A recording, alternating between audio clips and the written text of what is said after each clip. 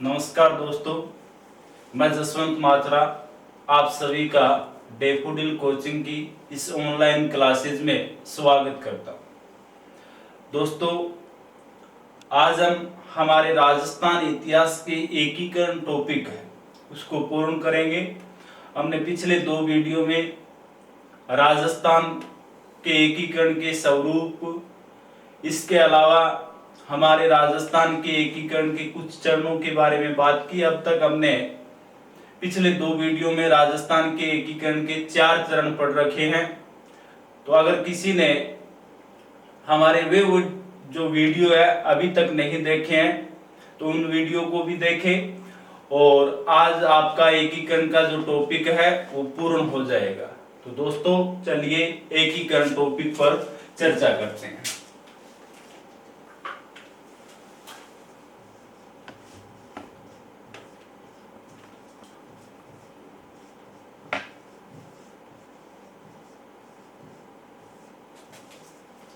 राजस्थान का एकीकरण, हमने अब से पहले 4 चरण के बारे में बात की है।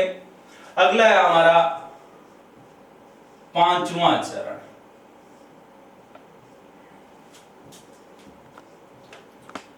पांचवें चरण में क्या होता है कि हमारा जो 5वां चरण था, इस चरण में जो हमारा मत्स्य संघ था, उस मत्स्य संघ का विलय होता है वृहद राजस्थान संघ में और संयुक्त वृहद राजस्थान संघ का निर्माण किया जाता है। इस चरण में मत्स्य संघ का विलय किया जाता है। तो दोस्तों, देखते हैं मत्स्य संघ का विलय कैसे होता है। हमारा जो मत्स्य संघ बना था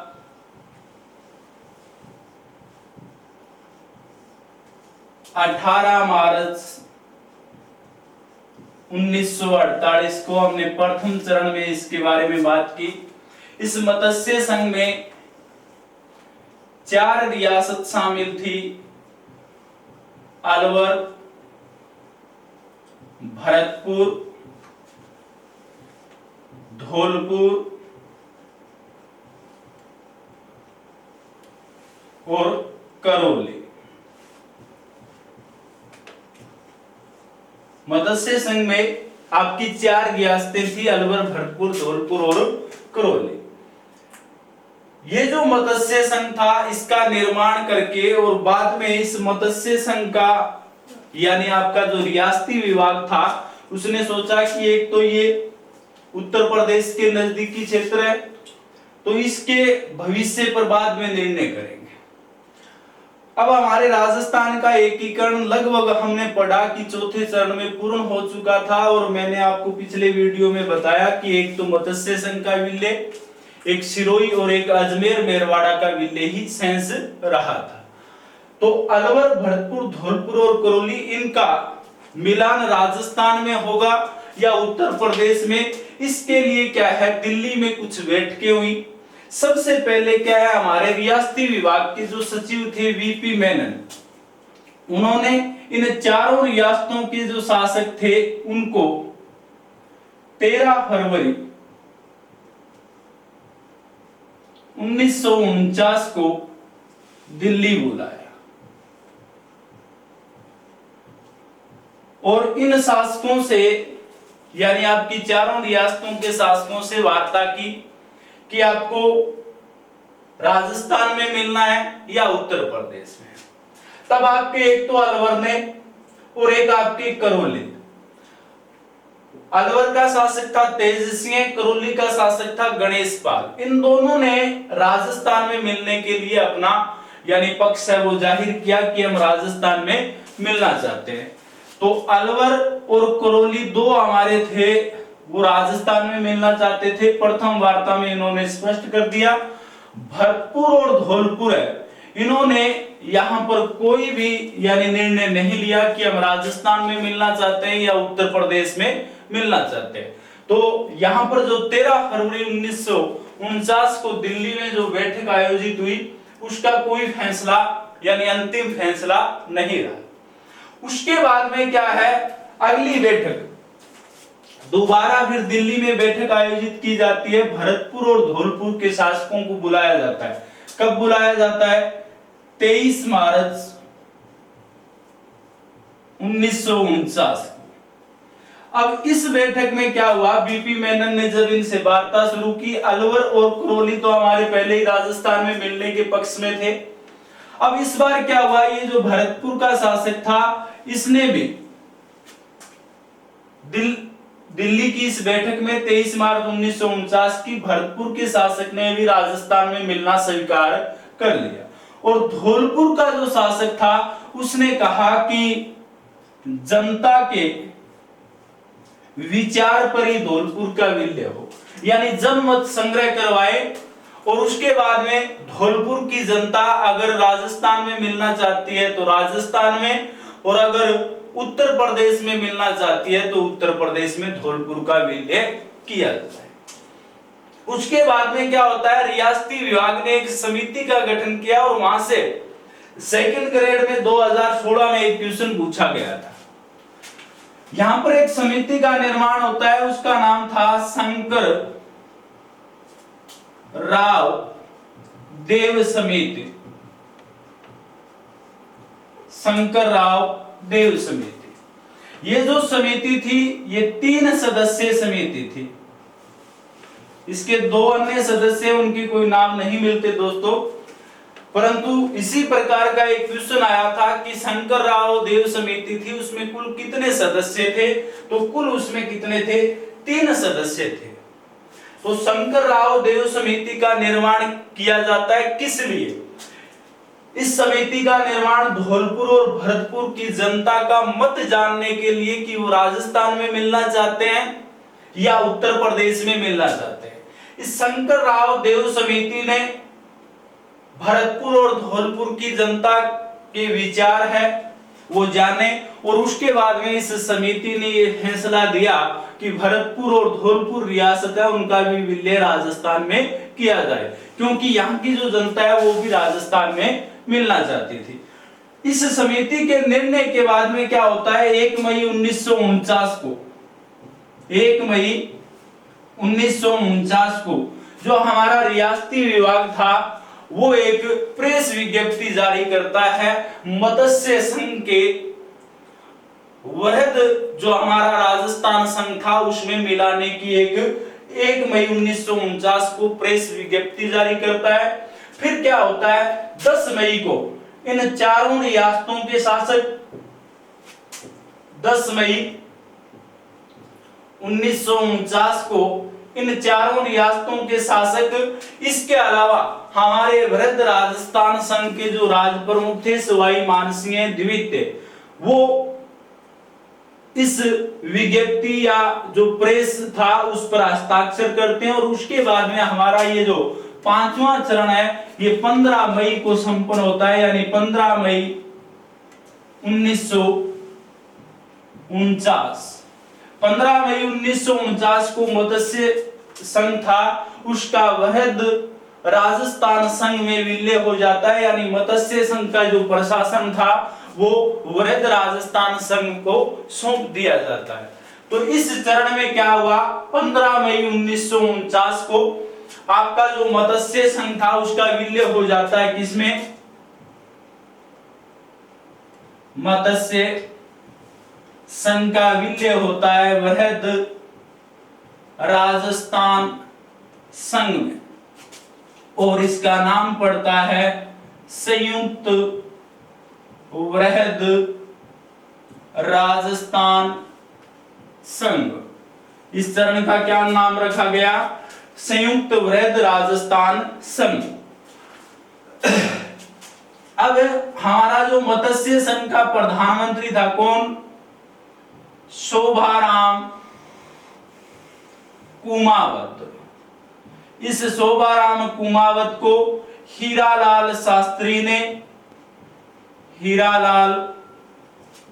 शास्त्री ने अपने मंत्रिमंडल में शामिल कर लिया। और ये था भी दोस्तों आपका 5वां चरण। एक बार दोबारा देख लेते हैं।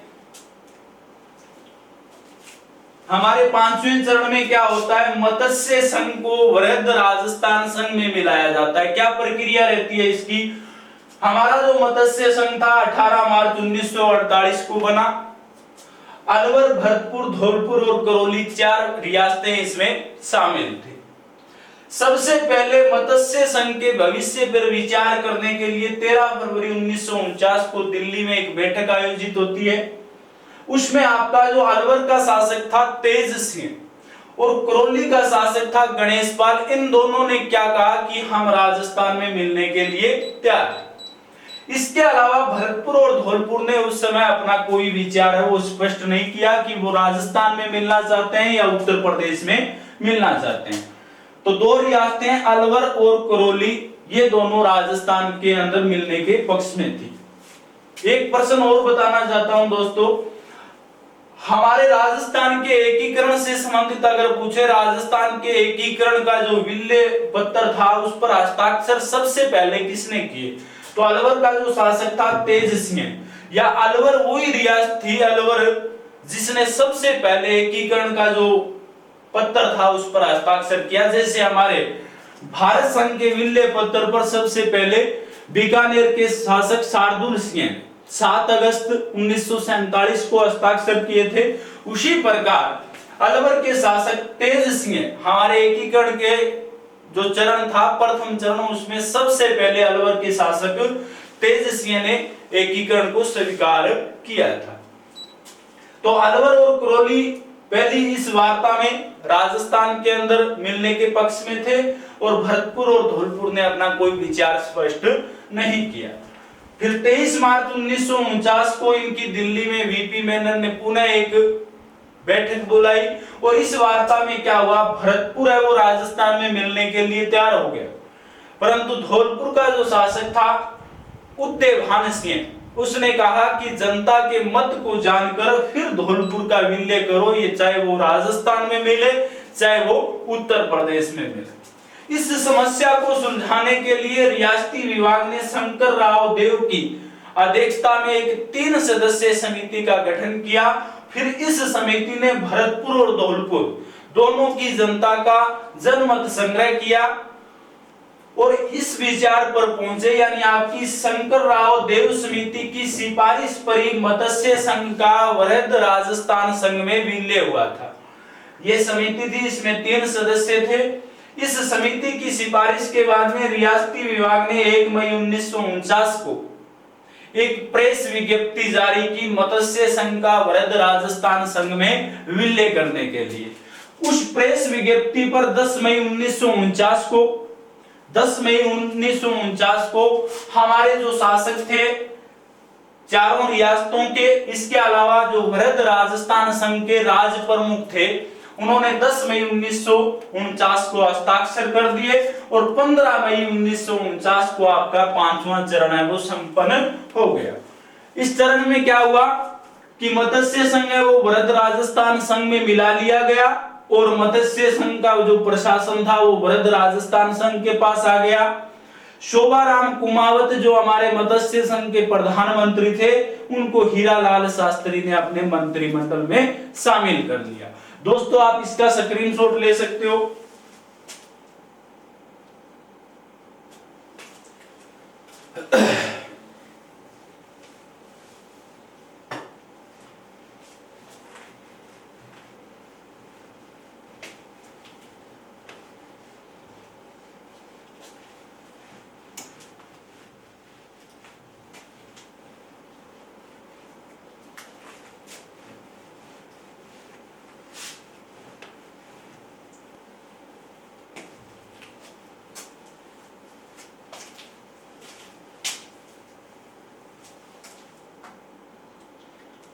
अब हमारे एकीकरण का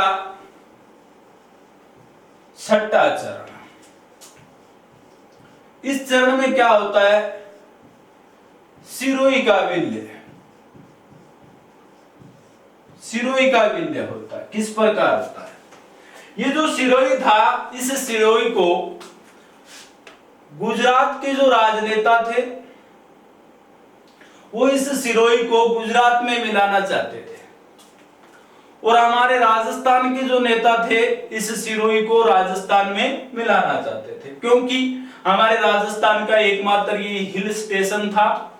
ग्रीष्म काल में हमारे संपूर्ण राजपूताने के शासकों के यहीं पर ग्रीष्मकालीन आवास होते थे।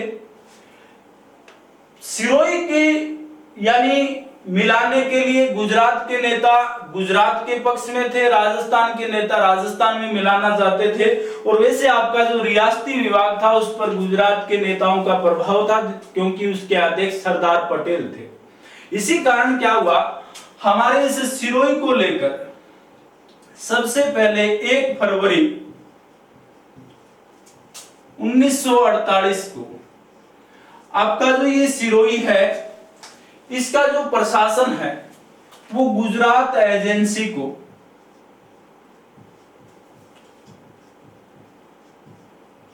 सौंप दिया। और इसका जो प्रशासन गुजरात एजेंसी को जब सौंपा तो हमारे राजस्थान के नेताओं ने इसका विरोध किया। उसके बाद में क्या होता है, 10 अप्रैल 1948 को 10 अप्रैल 1948 को जो हीरालाल शास्त्री थे, हीरालाल शास्त्री ने सरदार पटेल के पास एक पत्र लिखकर और मांग की कि ये जो सिरोही है इस सिरोही को राजस्थान में मिलाया जाए। और गुजरात के नेताओं ने काठियावाड़ के राजा का यानी मुहाला देकर और कहा कि ये जो सिरोही है और काठियावाड़ का जो राज परिवार है और सिरोही का राज परिवार है वो सेम ही है, इसलिए सिरोही जो रियासत है जो हमारा हिल स्टेशन था आबू, उस आबू को वो गुजरात में मिलाने के पक्ष में थे। इसी कारण 1 फरवरी 1948 को रियासती विभाग ने इसका जो प्रशासन है गुजरात एजेंसी को सौंप दिया। फिर इसका राजस्थान के नेताओं ने विरोध किया। 10 अप्रैल 1948 को हीरालाल शास्त्री ने सरदार पटेल के पास पत्र लिखकर मांग की कि सिरोही है इसको राजस्थान में मिलाया जाए। उसके बाद में क्या होता है, 18 अप्रैल 1948 यानी 18 अप्रैल 1948 हमारा तीसरा चरण संपन्न हुआ था। यानी उदयपुर जो रियासत है उसका राजस्थान संघ या पूर्व राजस्थान संघ में विलय हुआ और संयुक्त राजस्थान संघ का निर्माण होता है। तो 18 अप्रैल को उस चरण का उद्घाटन करने के लिए जवाहरलाल नेहरू पहुंचे थे। तो राजस्थान के जो कांग्रेसी नेता थे और कार्यकर्ता थे वो जवाहरलाल नेहरू से मिले और उनसे मांग की कि हमारा जो सिरोही है उस सिरोही को राजस्थान में मिलाया जाए। तब जवाहरलाल नेहरू ने इस सरदार पटेल को एक पत्र लिखा और कहा कि जनता की भावना के अनुसार सिरोही का विलय किया जाए। तो सिरोही की जो मांग थी राजस्थान में मिलाने की दिन प्रतिदिन बढ़ रही थी और इसी कारण क्या हुआ, गोकुल भाई भट्ट के कहने पर 8 नवंबर 1948 को सरदार पटेल ने गोकुल भाई भट्ट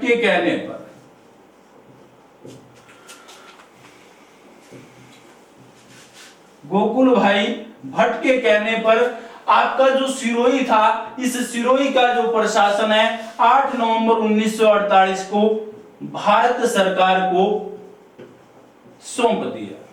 किसे सौंप दिया? भारत सरकार को। अब राजस्थान के नेताओं को ऐसा यानी लगने लगा कि हमारा जो सिरोही है उसका विलय क्या है, राजस्थान में हो जाएगा, परंतु ऐसा नहीं हुआ।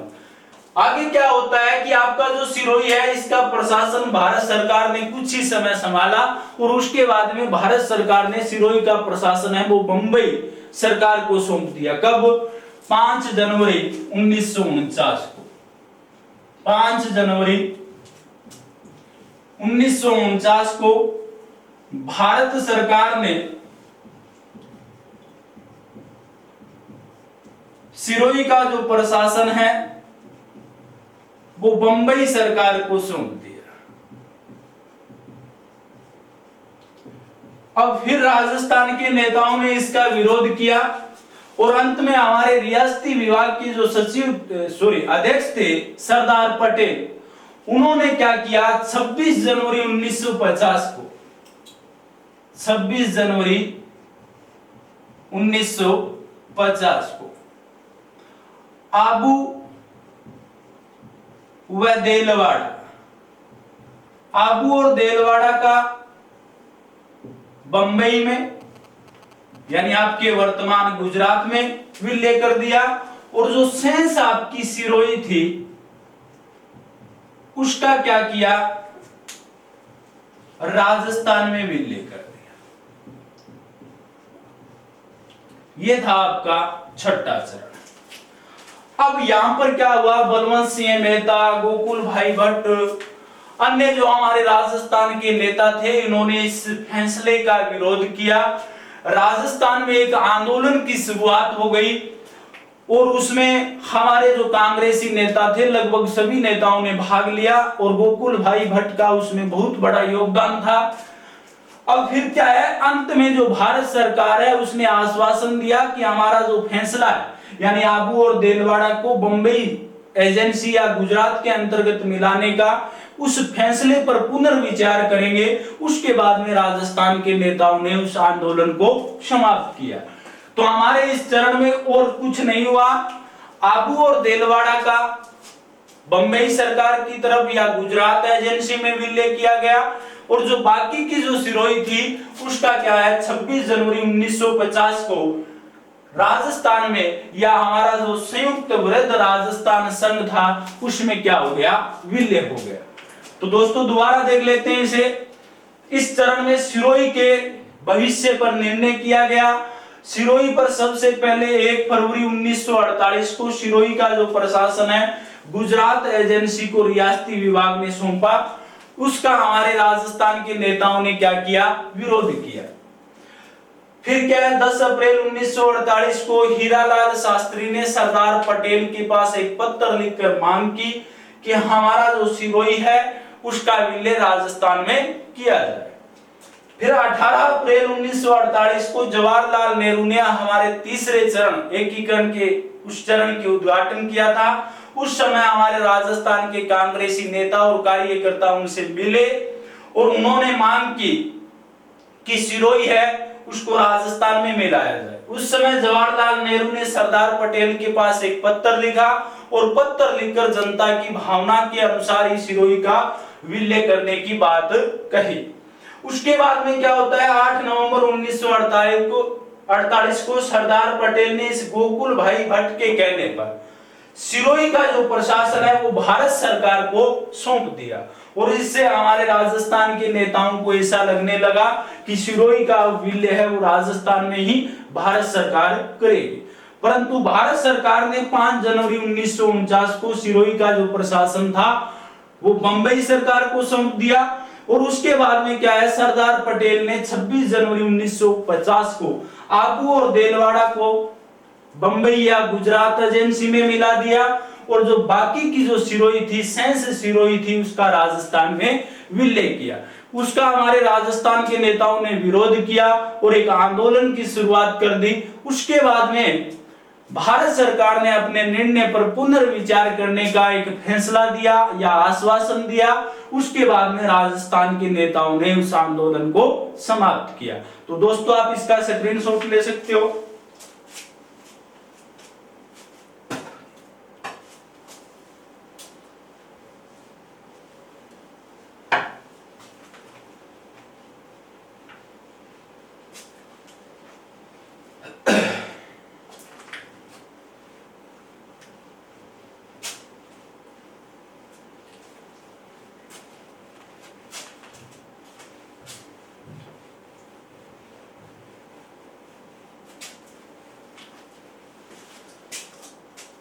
अब हमारे एकीकरण का अंतिम चरण यानी 7वां चरण। 7वें चरण में क्या क्या होना था, आबू प्लस में देलवाड़ा, इसके अलावा अजमेर, मेरवाड़ा, इनका राजस्थान में विलय होना था। अभी हमने पढ़ा आबू देलवाड़ा को क्या है, बंबई सरकार या गुजरात एजेंसी में मिला दिया 26 जनवरी 1950 को। और अजमेर मेरवाड़ा, इस अजमेर मेरवाड़ा का जो भविष्य था, यहां की हम बात करें तो 1952 में हमारे देश में जो प्रथम आम चुनाव हुए, उस समय यहां पर जो कांग्रेस की सरकार बननी थी, यानी उस समय एक ही बड़ी पार्टी थी कांग्रेस, तो कांग्रेस की यहां पर सरकार बनी और आपके इस अजमेर मेरवाड़ा के सीएम मुख्यमंत्री बने हरिभाऊ उपाध्याय। ये अजमेर मेरवाड़ा के या अजमेर के एकमात्र मुख्यमंत्री रहे हैं हरिभाऊ उपाध्याय। ये जो हरिभाऊ उपाध्याय था, ये अजमेर को एक स्वतंत्र छोटा सा प्रांत रखना चाहता था, यानी अजमेर को राजस्थान में मिलाना नहीं चाहता था। और इनके नेतृत्व में जो सरकार थी, मंत्रिमंडल था, वो भी अजमेर को राजस्थान में नहीं मिलाना चाहता था। परंतु रियासती विभाग के सचिव वीपी मेनन का ये मानना था कि आपका जो अजमेर मेरवाड़ा है उसको भी राजस्थान में मिलाया जाए, क्योंकि अजमेर के जो लोग थे, रहन सहन, खान पान और अन्य सभी जो अगर बातें देखें तो उसमें राजस्थान से मिलते जुलते थे। और एक टापू के समान अजमेर का राजस्थान के बीच में एक अलग प्रांत रहना भी अच्छी बात नहीं थी, और वो सभी दृष्टि से पंगु हो जाता, प्रशासन की दृष्टि से या अन्य चीजों से। तो इसी कारण वीपी मेनन ने भी यही सोचा कि अजमेर मेरवाड़ा का जो विलय है राजस्थान में किया जाए। आबू देलवाड़ा पर भारत सरकार ने कहा था, आश्वासन दिया कि इसका जो भविष्य है उस पर हम पुनर्विचार करेंगे। यहां पर हम बात करते हैं एक राज्य पुनर्गठन आयोग का निर्माण किया जाता है। दिसंबर 1953 में इसके जो अध्यक्ष थे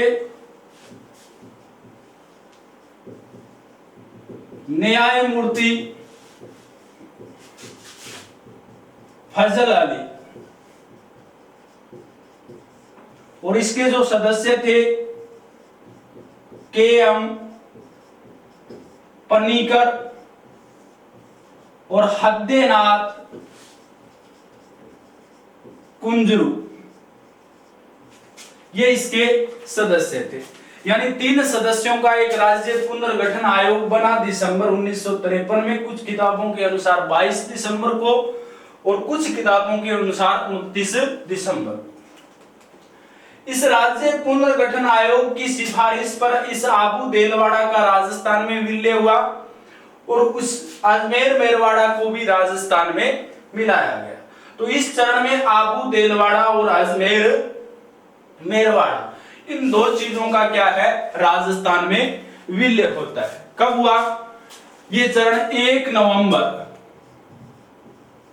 1956 को संपन्न हुआ और राजस्थान है उसका वर्तमान स्वरूप सामने आया 1 नवंबर 1956 को। अब इसमें आबू देलवाड़ा और अजमेर मेरवाड़ा का राजस्थान में विलय हो गया। इसके अलावा मध्य प्रदेश के मंदसौर जिले के मानपुरा तहसील का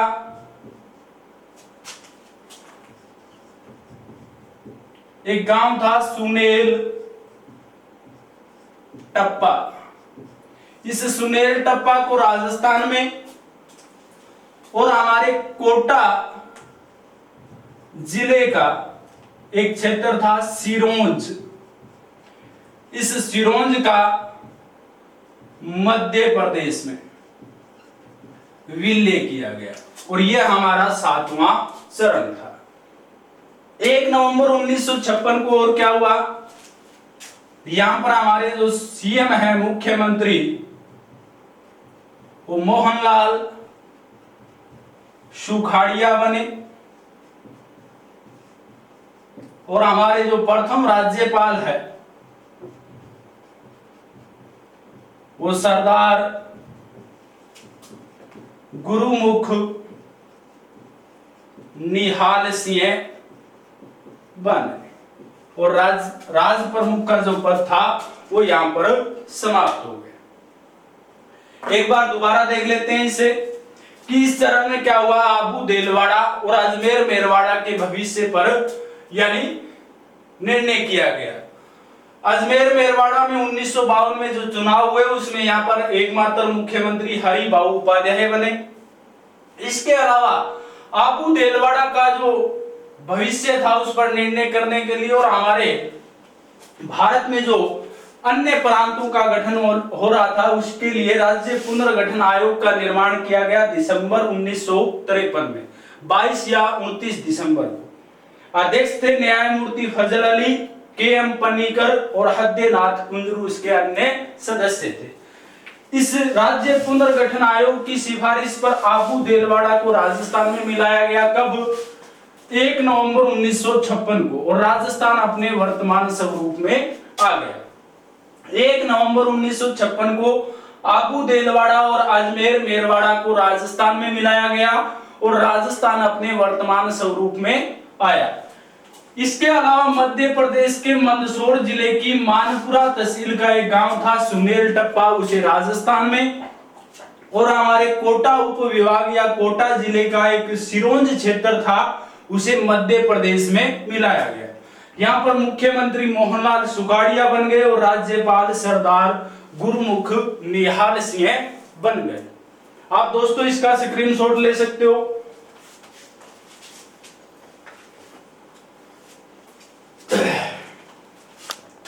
इसके अलावा दोस्तों आपको एक फैक्ट और याद रखना है। बांसवाड़ा का एक शासक था चंद्रवीर सिंह।